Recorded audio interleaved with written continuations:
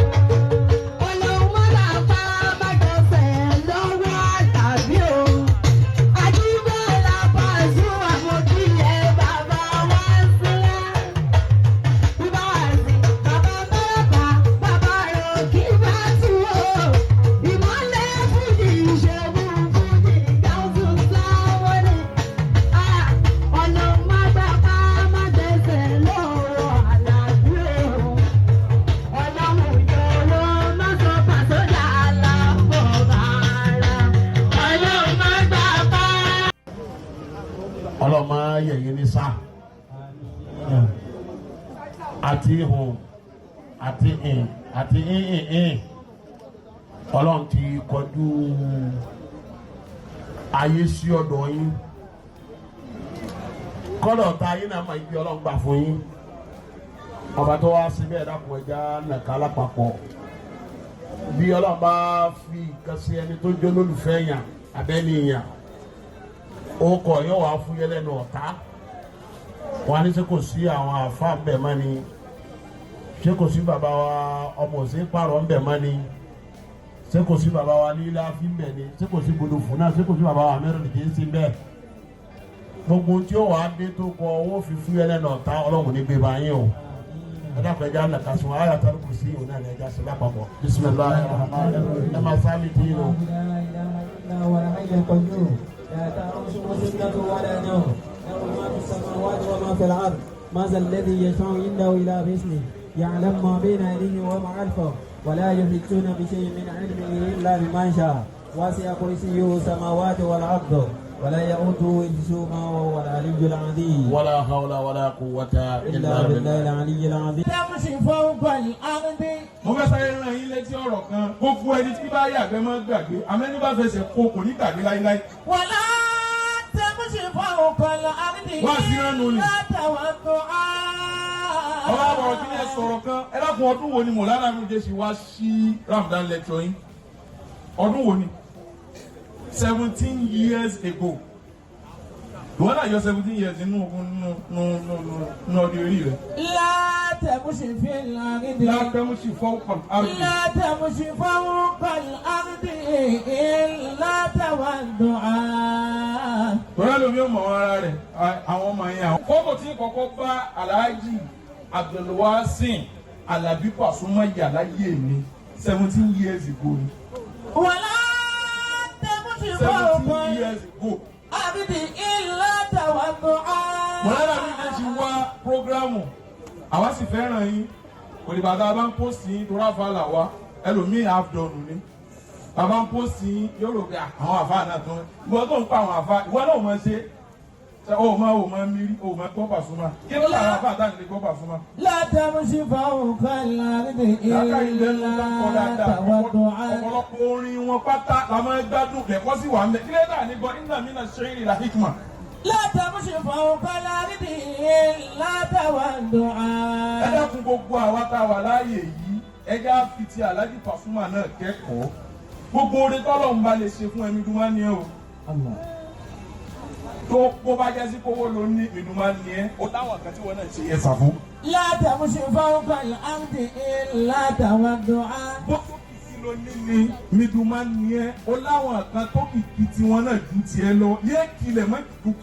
látàbùsì fáwọn àrídì látàwàdùn-á.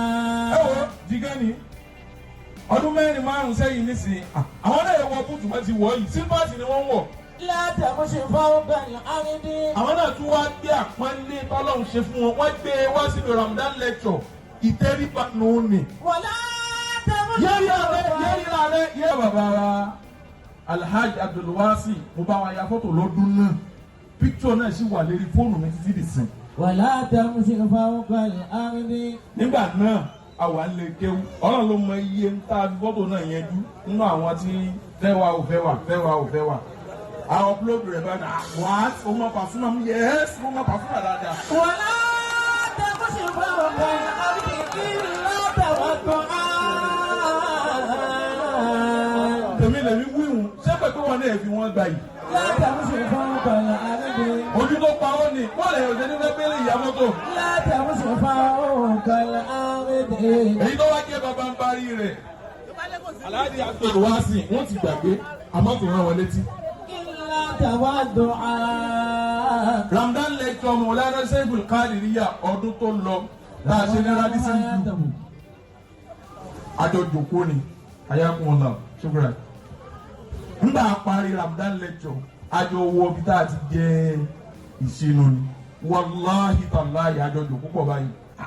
mo ní àwọn àyájí Pasuma tó máa ń jó òkèlè wọ́n jẹ òkèlè wọn dáadáa ni o.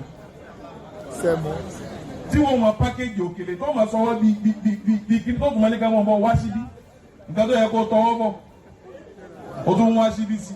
Alhaji Pasuma fi ọwọ́ jẹ òkèlè mo lè mọ àbá oúnjẹ tí ń jẹun gan kò fẹ́ lọ lọ́kàn mi mọ́ pẹ̀lú pé ẹni tó ń pè láyé náà ni ìyẹn ńlá ni èèyàn tó ń torí ẹ lu ọ̀pọ̀lọpọ̀ ẹlòmíì pé Alhaji ń bọ̀ àní okú òlójú ọ̀nà kó o bá fara balẹ̀ gbogbo yìí tẹ̀ fi rí wọn tẹ̀ rí wọn lọ́fẹ̀ẹ́ lófò yìí ọlá akójẹ́nu àwẹ̀ ni ọlọ́lọ́mọ yẹn tó ti jẹ̀ gbájú.